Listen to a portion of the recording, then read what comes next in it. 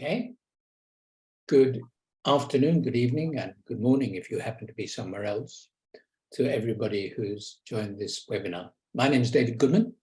I'm the Director of the China Studies Centre here at the University of Sydney.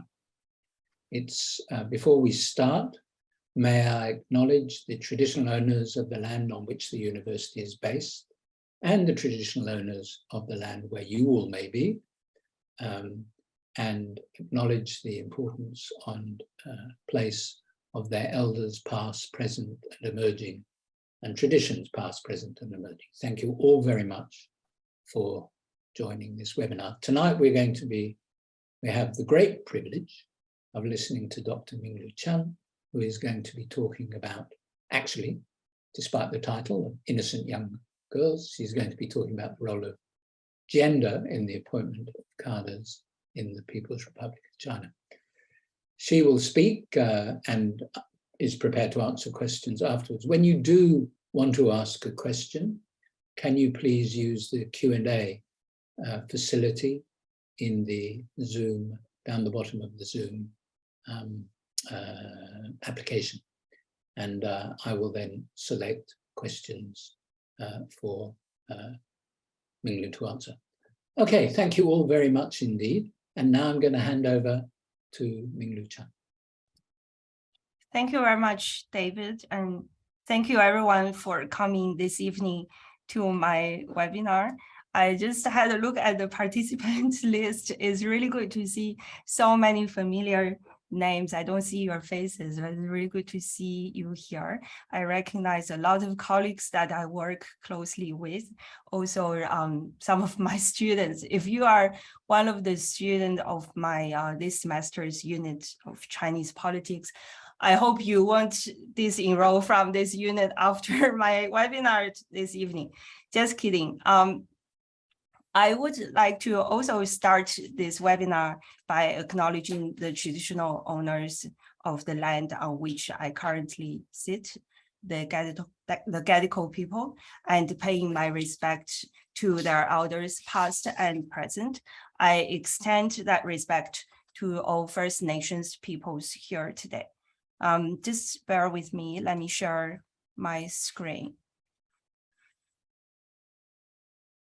So I've been invited to speak in this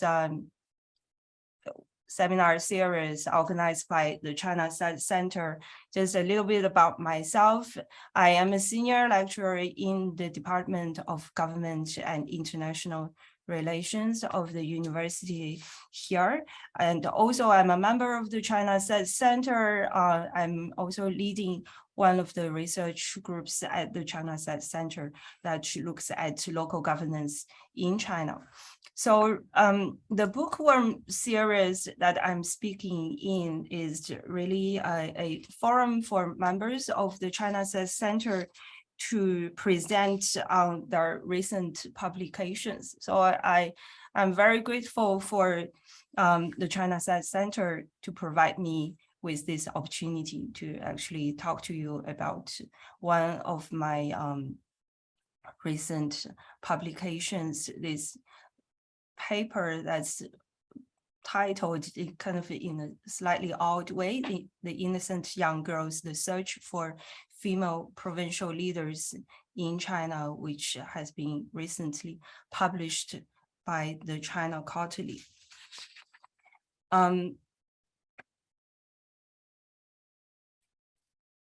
So I don't think the beauty about speaking to an audience who are all familiar with the context is I don't think I'll need to do a lot of the background knowledge introduction. Just to remind you of this phrase, the innocent young girls, or in Chinese, the 无知少女, what these characters stand for. Wu is for no affiliation with the Communist Party of China or the so-called Wu Dang Pai.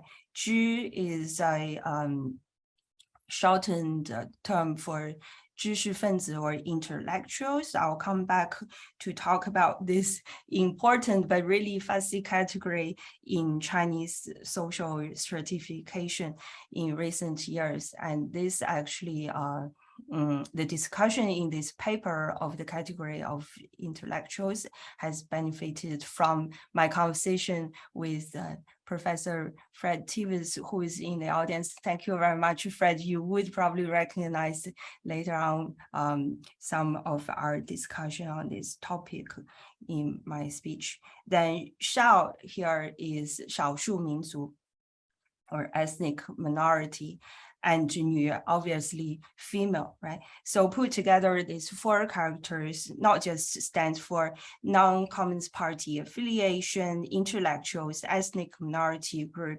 and female, but also it sounds like a word which means the innocent young girl in Chinese. So this is the Pang. This Pang is very widely accepted or spread in contemporary China. So this, I have got a quote here. This is from a private conversation with a Chinese official a few years ago. But actually, the research of this paper took me a very, very long time. And I don't particularly write very quickly, but the research itself, collecting the data, took a very long time. So back in 2018, I met this Chinese official, and I was already at the early stages of conducting this research. So he asked me what I worked on after hearing that I was an academic who studies Chinese politics. Then I told him that I was working on female leadership in Chinese politics. Then he laughed and he said, 她们都是无知少女, they are all innocent young girls.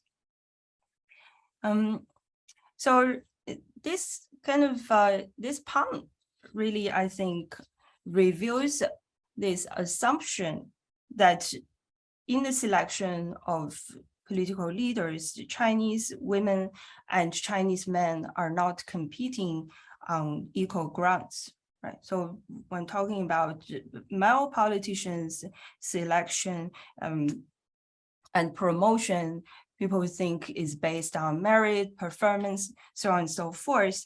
But the appointment of women in this system, if they are associated with the 无知少女, with these other categories of Chinese Communist Party outsiders, ethnic minority group members, as well as intellectuals, it means that the appointment of women are not to be taken seriously because it's just a token gesture of the Chinese Communist Party's claim to advance the interest of the female population, of ethnic minority groups, of people outside the Chinese Communist Party. So it's really the lip service that the Chinese Communist Party pays to advance the interests of all these marginalized groups. The intellectuals are an interesting category. I'll come back to talk about this in a minute.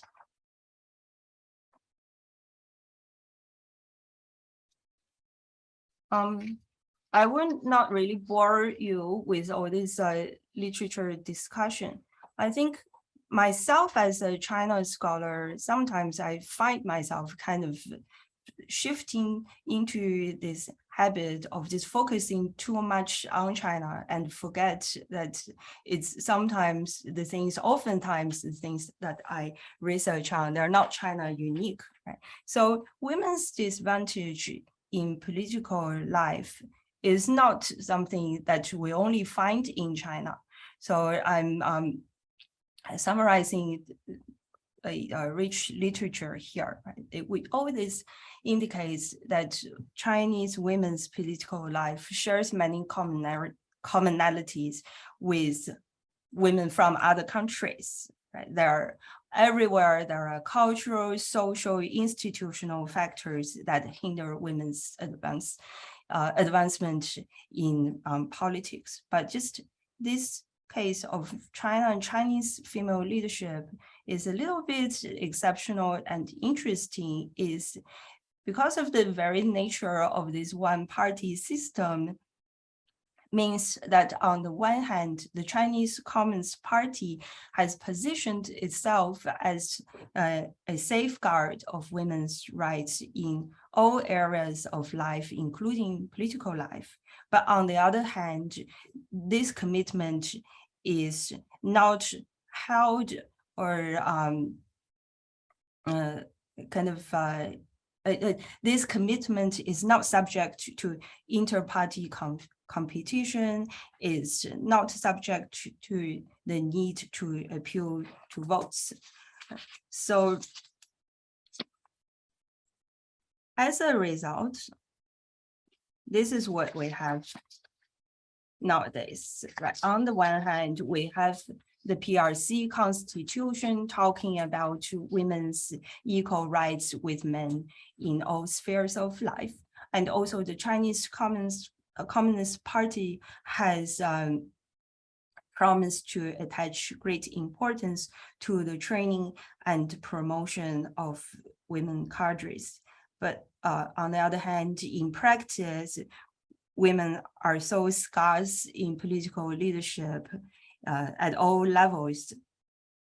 Just some statistics here for you, but I won't read into this.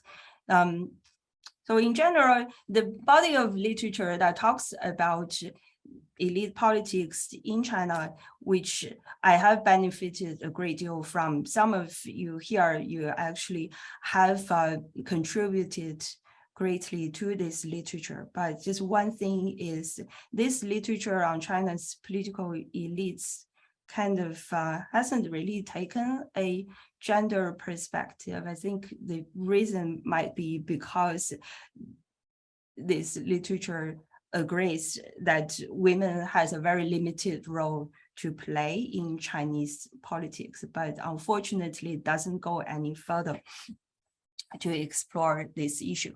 On the other hand, there is another body of literature that looks at women's political participation in China. It addresses gender disparities in politics, but this other body of literature kind of doesn't really talk about female political elites very much. So I just want to say my research kind of was inspired by my teaching. For some time, for several years, I was teaching this unit titled Women, Family, and the State. Right? In this unit, me and my students, we were discussing women's political participation in different contexts. And all this discussion made me think about Chinese women's political participation. So women's low number in politics in this system does not really mean that they are completely absent. On the contrary, like it's a very small number, but it's a very consistent number. So over the years, female politicians have been holding continuously top leadership positions in China's provinces.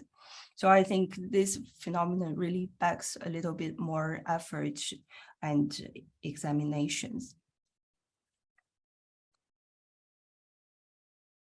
So this is a paragraph that I have quoted from an article written by Stanley Rosen in 1995.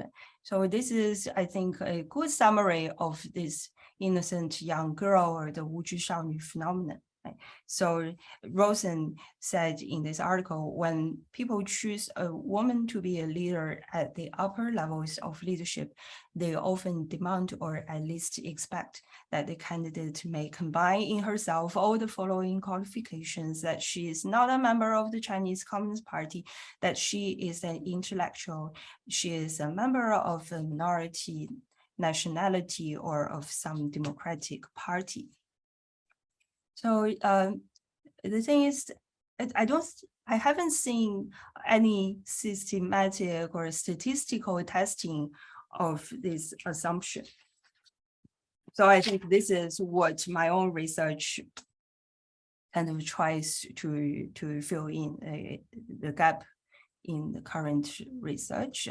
So in order to really I can unpack this common assumption. I have collected quite a lot of information about China's provincial leaders. I look at members of the Communist Party standing committees in all China's provincial jurisdictions, except for Hong Kong and Macau. I also look at all the governors and deputy governors in all these provincial jurisdictions. So for those of you who are not very familiar with this, just currently in all the 31 provincial jurisdictions, all these positions, governors, deputy governors, members of the standing committees of the provincial party committees, they are all elected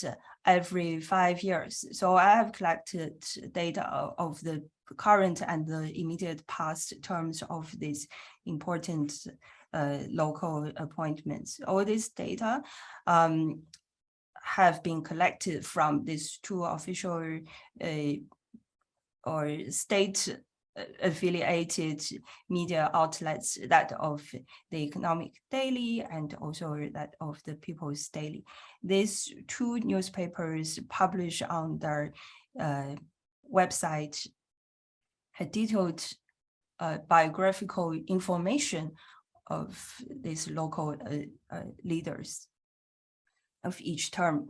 So this information available has really enabled me to still continue my research on China without being able to travel to China. So that's a good thing. So altogether, I have collected information of a little bit more than 1,000 Chinese provincial leaders in both the party and also in the government. About 10% of them, so about 109 out of the 1,100 have been women, so 11% of them. You can see this is a very male-dominant leadership.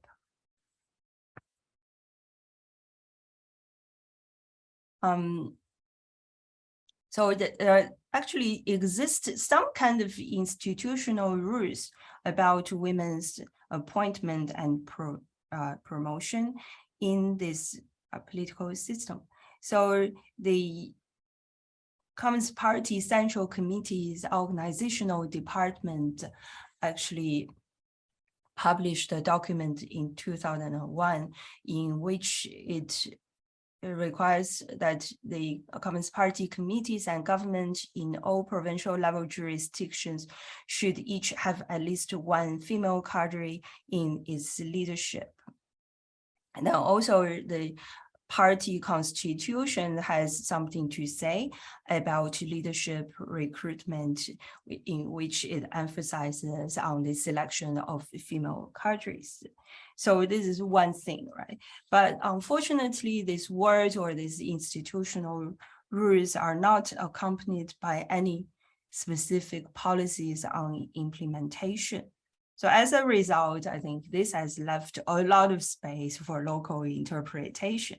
So when the documents requires at least one female cadre is appointed in provincial leadership, then in practice is often interpreted, as my data shows. I don't have it here because it's a very large table, but if you're interested, I can share the copy of the paper with you. You see that many provinces in their practice, they interpret this at least one female cadre as long as there is one female cadre, that is fine.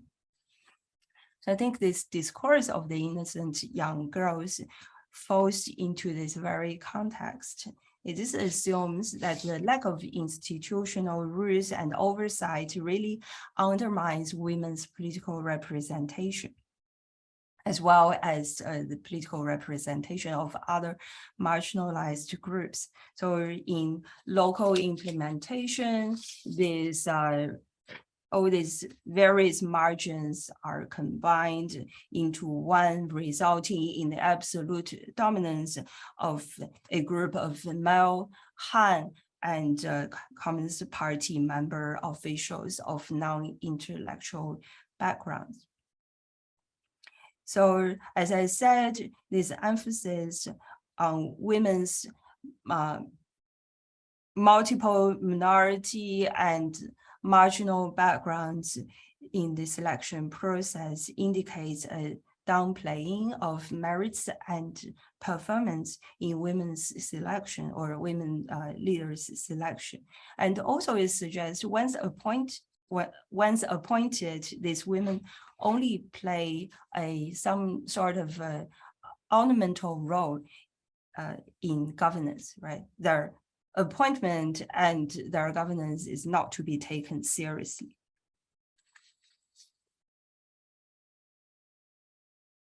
So I just want to unpack this. I just really want to test using this statistical data to test whether it is true that female political leaders in this system are chosen based on this, right?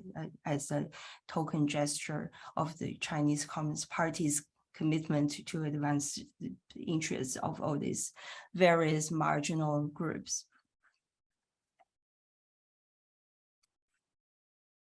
So I look at all these categories one by one.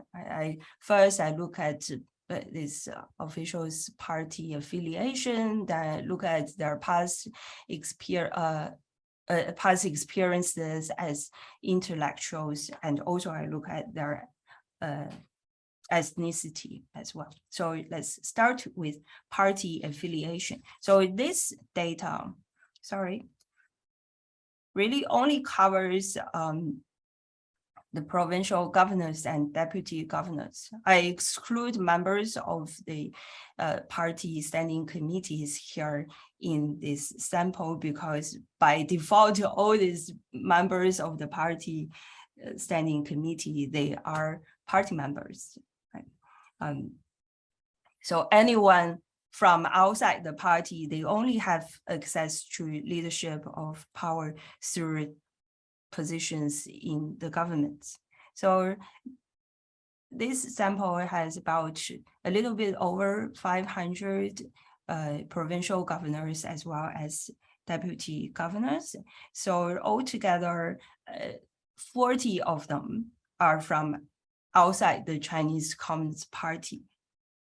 They are members of one of the 8 so-called democratic or minor political parties that form this Chinese political leadership of multi-party cooperation and political consultation under the leadership of the Chinese Communist Party. So when we look at the information of female and male politicians, I think it's fairly safe to argue that there is a gender dimension to the access of power for these Communist Party outsiders. So 12 out of the 59 female provincial leaders, they are not members of the Chinese Communist Party. That's about 18% of them. In comparison, only about 7% of male provincial leaders are outside the Chinese Communist Party. Just one thing to say here is that the 8 minority political parties, they are not proportionally represented in the provincial leadership. So some of these political minor political parties are not represented at all. Here, experiences as intellectuals. So this is when I first present this research in its earlier forms in a conference a few years ago, in 2019, I think it was the AAS in Asia conference held in Bangkok. Someone in the audience actually raised a very important question, which made me think a lot. He asked me, so Minglu, how do you define who are the intellectuals? I thought a lot about this. Then I came back to Sydney and I talked to Fred.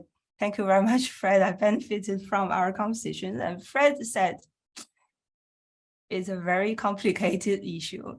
And Fred has pointed me to some literature, which I benefited greatly. Right. So what I have learned from this literature is the intellectuals have always been a very important social group, according to the Chinese Communist Party, because on the one hand, the Chinese Communist Party feels it needs to harness the knowledge and skills of these people for different purposes.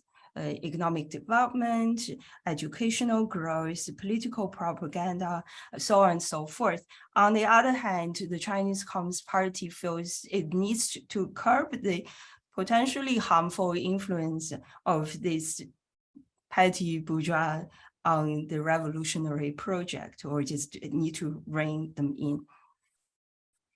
But who actually should be put under the label of the intellectuals over the years since 1949, since the Chinese Communist Party came to power, has not really been very clear, right? So in different periods, this label has been applied to include different people. For some time, it was educated party leaders, then it was formal workers, as well as peasants who received any kind of formal education, playwrights, novelists, other kind of writers, scientists, professors, other types of experts, school teachers, artists, and other professional workers, office workers, former state officials, members of the Kuomintang, military, as well as police officers with any kind of academic qualifications. Sometimes it was a college student, then it could be senior high school graduates, junior high school graduates. At some stage it was anyone who had some kind of formal education from a junior high school. So it's in EduWu's term, is a category with very fuzzy boundaries and unstable meanings. So then how do I categorize or define the intellectuals in my research? I used the definition provided by the Chinese Communist Party's Politburo in one of its documents, which describes the effort of the Chinese Communist Party's co-option of non-party member intellectuals should target at this very specific group, academic leaders and those who have made significant contribution in important academic fields. A lot of us, you sitting in the audience, I think you could be seen by the Chinese Communist Party as an intellectual from this perspective. So my research has identified kind of the same percentage of female and male provincial leaders with experiences as intellectuals or academic leaders. So 11% for women and also 11% for men. When it comes to ethnicity, so here is my statistics. 22 out of 109, about 20% of these women are of ethnic minority background, which is almost twice as much as the percentage for their male counterparts. For male, the percentage is 11%. So to kind of put all this together, now how visible are the innocent young girls in China's provincial politics? just, I think, when the last time I presented this research, I presented it to the Student Society, the China Developmental Society, and I asked this question to them. I asked the students, how many of these women do you think are the innocent young girls? People came up with varied numbers, but none of them had really answered the question correctly. So it really is not very visible at all, this commonly held assumption.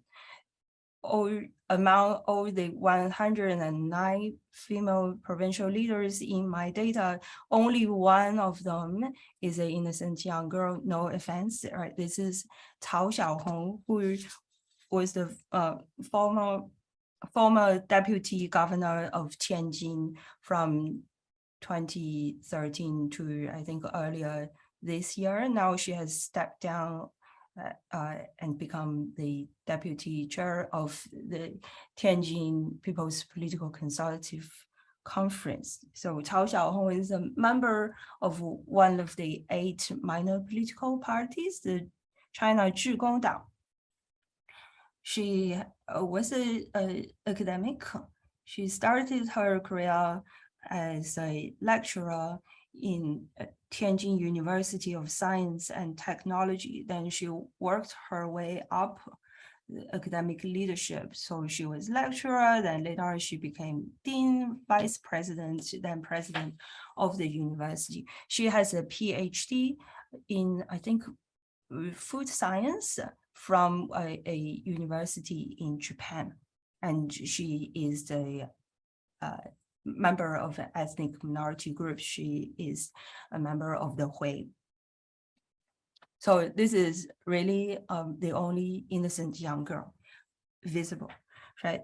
So the near non-existence of innocent young girls in China's provincial politics, however, I don't mean that it signifies that the practice of minimizing representation of all these marginalized groups does not exist.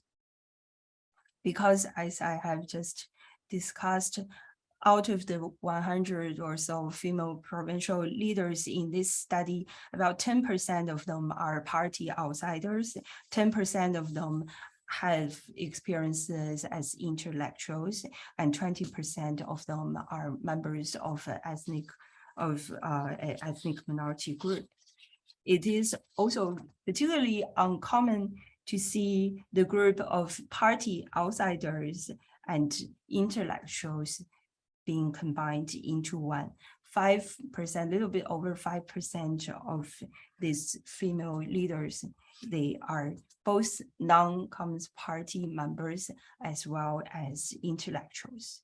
But I think we need to be cautious to say this is a completely and utterly gendered practice, because when we look at the male politicians in this research, an impressive 2/3 of them, they are party outsiders as well as intellectuals. So what can we take away from this? I think on the one hand, we can say that the lack of enforcement mechanism to promote women's appointment and selection in political leadership enables the party state to combine different quotas of gender, ethnicity, intellectuality, and non-Communist Party affiliation. In this practice, in turn, has created a very unique access to power for a very small and specific group of women who are indeed of ethnic minority background, into having past experiences as academic leaders, and they are from outside the Chinese Communist Party. But on the other hand, I think it's safe to argue that the Wuzhi Shaonu thesis does not fully explain women's appointment into this important local leadership positions. Then I ask, how are these women selected what are the Communist Party state's key selection criteria in its search for female political leaders. So I look at some other issues: age, education, qualification, as well as past experiences. And I present them one after another here in my slides that will come up. So the first thing to talk about is age at appointment. So I think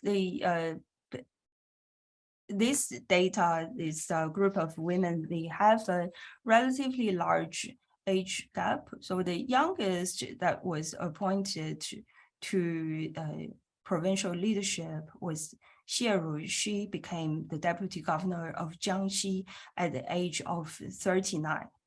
And the oldest was Sun Chunlan. When she became the party secretary of Fujian, she was 59 in 2009. In comparison, I think the male politicians, they have an even larger age gap. The oldest of my data was Zhang Dejiang. She was appointed as party secretary of Chongqing at the age of 66, and the youngest was Nu'er Baikeli. He was appointed as a member of the Communist Party Standing Committee of Xinjiang at the age of 39. So this probably doesn't say much, but let's compare the average age at appointment of the two groups, male and female politicians. I think the difference is not very large, right? But if we put all these categories together, I think on average, female provincial leaders are appointed at the age of 52, and male provincial leaders are appointed in average at the age of 52.2. So it's really not a huge difference, only 0.2 years, right? But I think the significance is great here. Right? We all understand that when it comes to age, it has never been a level playing ground for men and women. A lot of research have discussed this, right? Women fall behind men in their careers from fairly early on. They are promoted more slowly. They have to retire early on. However, here, the results are different, right? My research shows that women are promoted to provincial leadership slightly quicker than their male counterparts, despite all these widely existing gender disparities. Then why are these women appointed to provincial leadership at a younger age than their male colleagues? I think my possible explanations are two, right? One of them is because these women, a lot of these women had background in the Chinese Communist Youth League. I would talk about the Youth League in a moment. And also a lot of men, they serve first as leaders of other provinces before being appointed to the positions in question. And we can revisit these 2 points later on. And this slide summarizes the education qualifications of these political leaders. I think it's fairly safe to argue that China's provincial leaders are an extremely well-educated group. I think this is not surprising to a lot of us, right? The scholarship has talked a lot about an increasing meritocratic elite recruitment system in the Chinese party state. There have been documents issued by the Chinese Communist Party, which requires that cadres need to have at least a junior college diploma to be able to serve in a relatively senior position from the bureau director level, Qingjuqi and above. So looking at the educational background of these provincial leaders in my data, we can see that both the men and the women, they are very well educated. I think one thing is, except for two male politicians whose information couldn't be found anywhere, all of these provincial leaders have been to college. Every of the female provincial leaders, they have received at least one university degree. If we compare those who has a master's degree and those who have a doctorate, I think slightly higher percent of men have a doctorate degree, but a higher percent of women have received a master's and above. So I think both men and women politicians in China's provinces, they have been very well educated. So also this data suggests that a lot of these politicians, they actually got their highest degree years after they have started their career in politics. So they could have been appointed to a senior leadership position. Then they went to university to get their highest degree, a PhD in something or master's of public administration, for example. The fact that they are willing to do so, I think, suggests that on the one hand, the pursuit of a higher education degree might interrupt their political career, but on the other hand, this potential interruption can be offset by potential benefit from a degree. So it could probably increase chances of promotion in the future.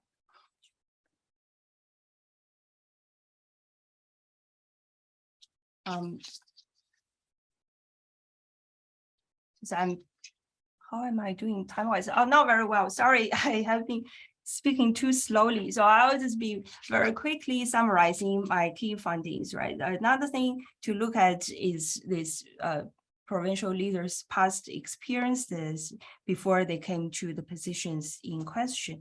I think it's not very surprising that a lot of these women, they have background as leaders in the female women's federation system.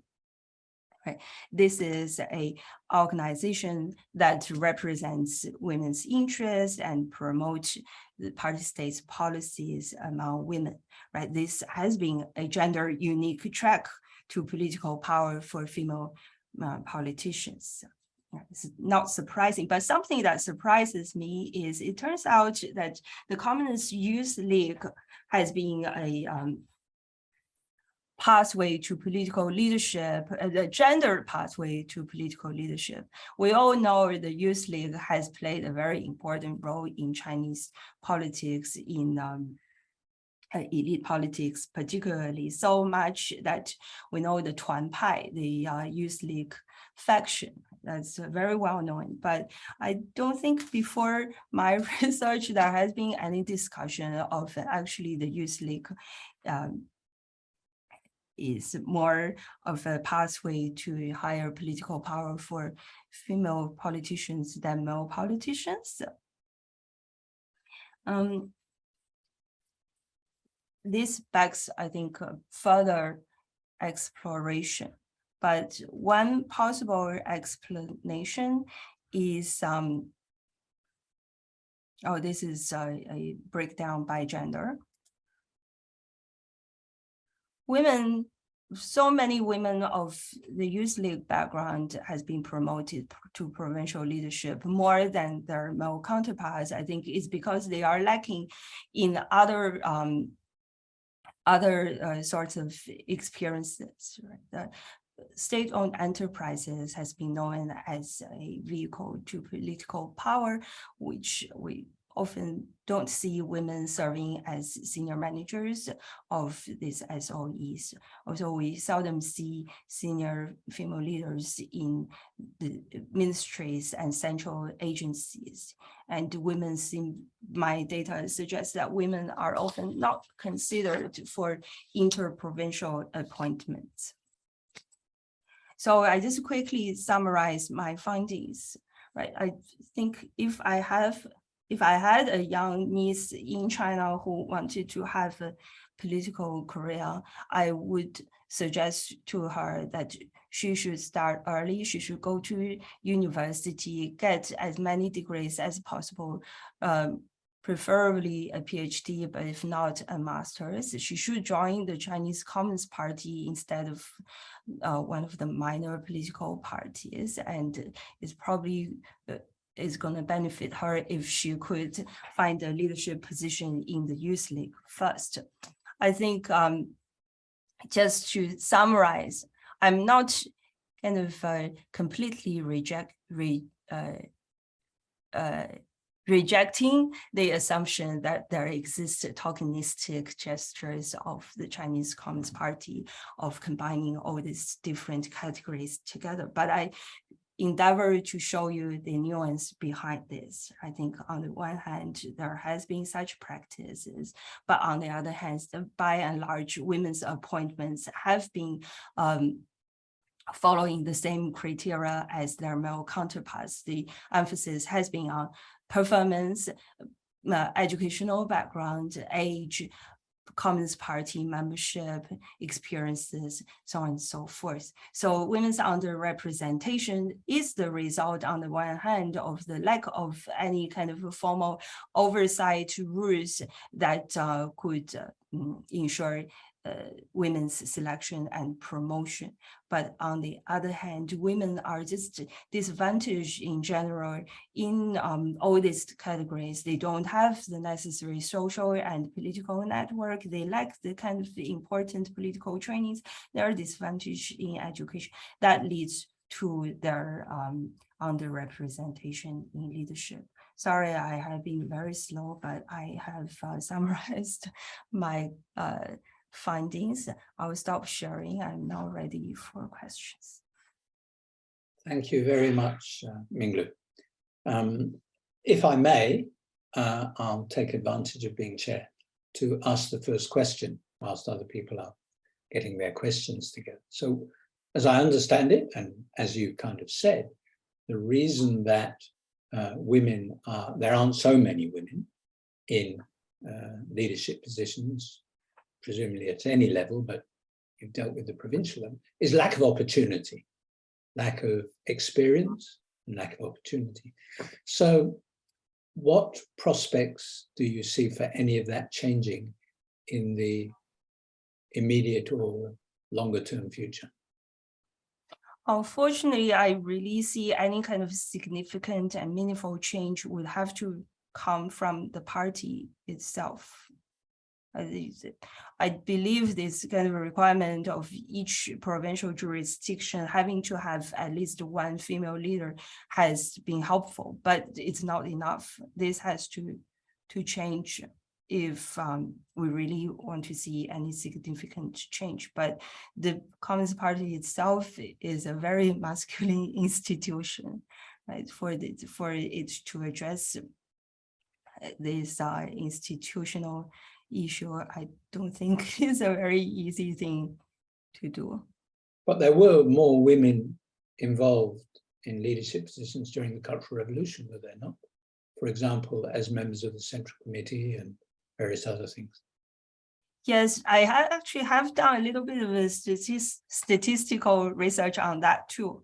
So I have seen a lot of women actually serving in the standing committee, not just as members, but some of them actually had been party secretaries or deputy party secretaries during the Cultural Revolution period. But at the same time, I think if we look at the percentage, it's still a very little percentage. So still more men in comparison have been political leaders, even during the Cultural Revolution, when the Chinese Communist Party has been holding up the banner of women hold up half the sky.